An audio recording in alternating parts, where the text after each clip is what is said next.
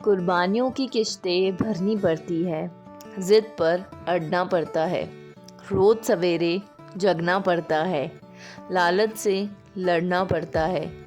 आराम बहलाने फुसलाने आता है, लेकिन उसके चुंगल से रोज़ निकलने की कवायद उसको एक खिलाड़ी ही समझेगा शायद। वो सुबह का अलार्म, वो नींद का चाम, वो आलस का बाम। ले लोगे नींद, कर लोगे आराम, पर ऐसे कैसे कमाओगे नाम। मज़ा आया ना। Hello everyone, welcome back to restart UPSC journey. I hope you all are doing well. मैंने ये कोट पढ़ा और मुझे सच में बहुत अच्छा लगा और ये मुझसे रिलेट हो रहा था, इसलिए मुझे अच्छा लगा क्योंकि मुझे बहुत नींद आती है, मुझे सोने में बड़ा मज़ा आता है। तो इसीलिए मैंने सोचा ये वीडियो में भी मेरे को आप लोगों के साथ शेयर करना चाहिए। तो जल्दी से टॉपिक पे आते हैं। आज का वीडियो उन लोगों के लिए इम्पॉर्टेंट है जो अभी अपनी तैयारी शुरू जिन्होंने नहीं की है, जो करना चाहते हैं, जो यूपीएससी को अभी समझना चाहते हैं पर उन्हें कुछ पता नहीं है, जिन्होंने बस ये सोच लिया है कि जब हम अपनी 12th पास करेंगे या फिर फर्स्ट ईयर सेकेंड ईयर बस कोचिंग ले लेंगे और हो जाएगा काम। तो ऐसे लोगों के लिए ये वीडियो मैंने बनाई है। Watch the video till the and, और अगर मज़ा आए तो लाइक करना मत भूलना। तो चलो गाइस, मैं शुरू करने से पहले एक और चीज़ बताती हूँ कि प्लीज़ आप अपनी नोटबुक और पेन लेके बैठना, ताकि जो भी इंपॉर्टेंट चीज़ें आपको लगे वो आप नोट कर सको। वरना ऐसे दिन की आप 10-20 वीडियोस देख लोगे और कोई मतलब नहीं होगा। सच बता रही हूँ, कुछ भी मतलब नहीं होगा फिर इस वीडियो को देखने का, सिर्फ आपने अपना टाइम वेस्ट किया होगा इस वीडियो पे भी। मैं चाहती हूँ आपका टाइम वेस्ट ना हो, तो इस वीडियो को देख के कुछ सीखने को मिले आपको। Okay, so let's get start.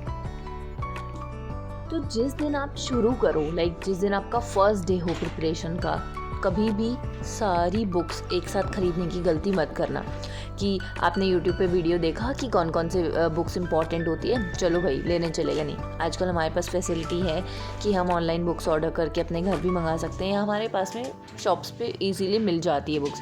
अगर एकदम ऐसा है कि नहीं, आप ऐसे एरिया में रहते हो जहाँ पे बुक्स इजीली अवेलेबल नहीं होते, तो ही ये गलती करना कि आप सारी बुक्स एक साथ खरीद के ले आओ।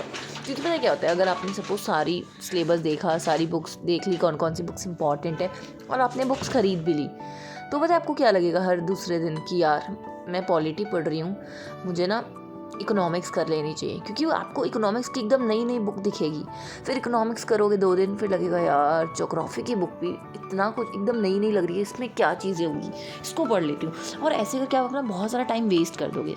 तो बेटर है कि अपनी एक अच्छा शेड्यूल बनाओ, पूरा जितने भी साल आपको प्रिपेयर करना है, लाइक 1 साल 2 साल, और पूरा शेड्यूल बनाने के बाद में सबसे पहला काम ये करो, डिसाइड करो कि कौन सा ऐसा सब्जेक्ट है जो आपको सबसे ज़्यादा इंटरेस्टिंग लगता है। उस सब्जेक्ट से शुरू करो, उसकी रेफरेंस बुक खरीदो, उसकी एनसीईआरटी की अगर इम्पोर्टेंस है तो उसकी एनसीईआरटी खरीदो, बस शुरू कर दो।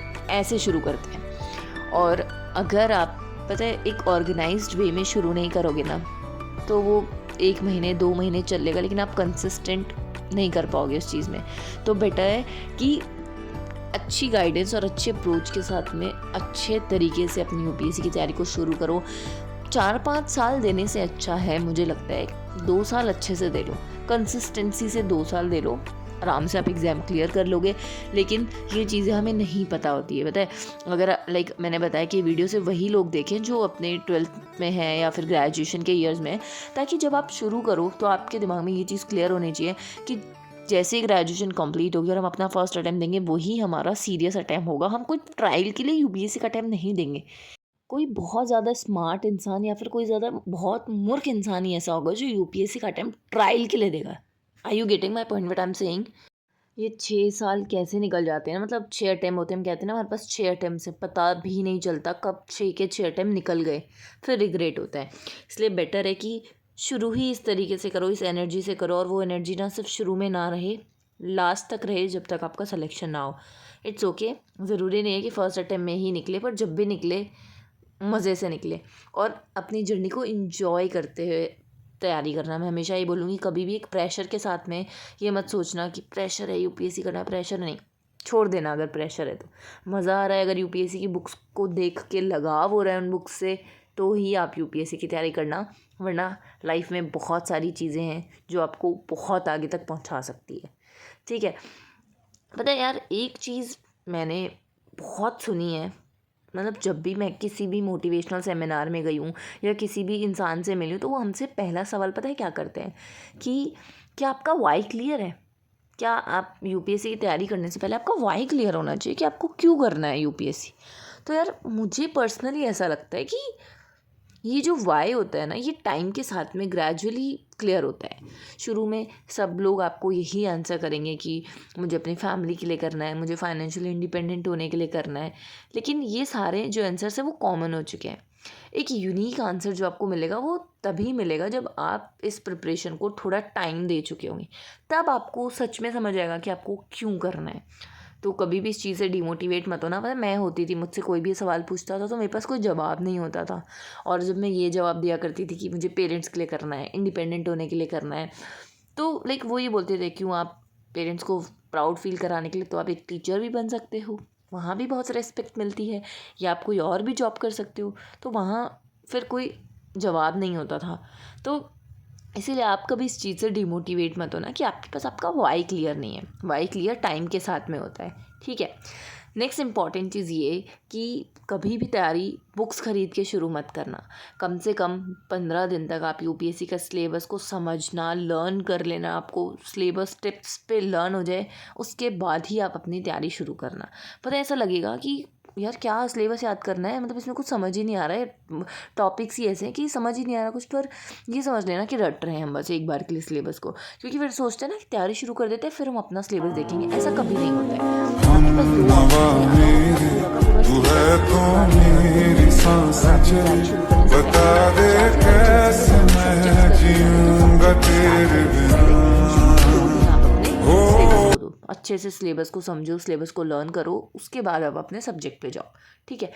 तीसरी इंपॉर्टेंट चीज़, सब लोगों को लगता है कि एनसीईआरटी करना बहुत इंपॉर्टेंट होता है, लेकिन मैंने पहले भी एक वीडियो में बताया है कि एनसीईआरटी सारे सब्जेक्ट्स के लिए ज़रूरी नहीं है, ठीक है। इकोनॉमिक्स है, इकोनॉमिक्स के लिए आपको एनसीईआरटी जब पढ़ने की ज़रूरत है जब आपके बेसिक कॉन्सेप्ट्स बिल्कुल ठीक नहीं है, या फिर अगर आपने किसी अच्छे टीचर की क्लासेस ली है ना, तो आपको एनसीईआरटी पढ़ने की ज़रूरत ही नहीं, क्योंकि रेफरेंस बुक में सब कुछ बेसिक से कवर होता है।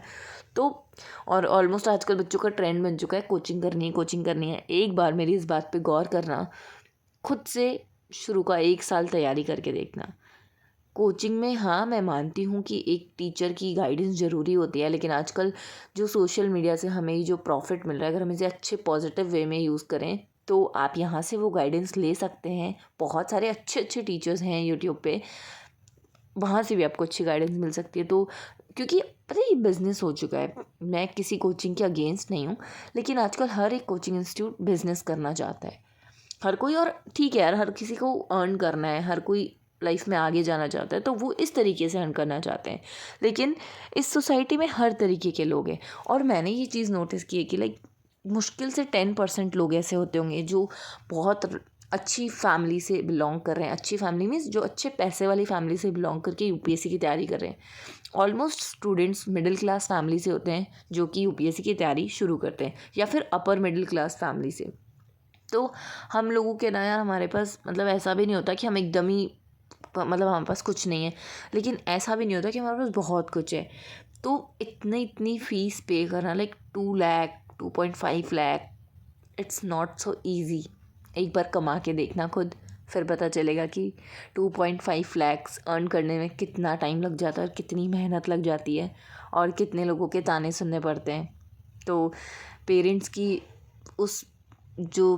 जो मेहनत है उसको समझो, फिर अपनी तैयारी शुरू करो।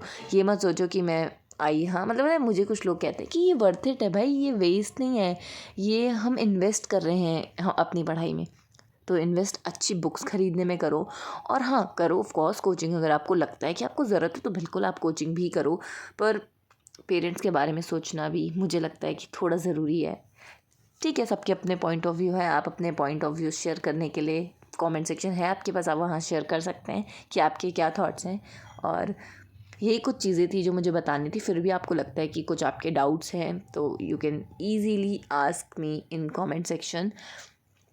और तो कुछ बात नहीं, करंट अफेयर्स की भी मैं बोल सकती हूँ। बच्चों के मन में ना डर होता है कि हम करंट अफेयर्स को कैसे प्रिपेयर करें, करंट अफेयर तो कुछ भी आ जाता है, हम ये भी पढ़ लेते हैं वो भी। तो रिलैक्स, पहले अपना स्टैटिक पोर्शन स्ट्रॉन्ग कर लो, उसके बाद करंट अफेयर्स के बारे में सोचेंगे अच्छे से।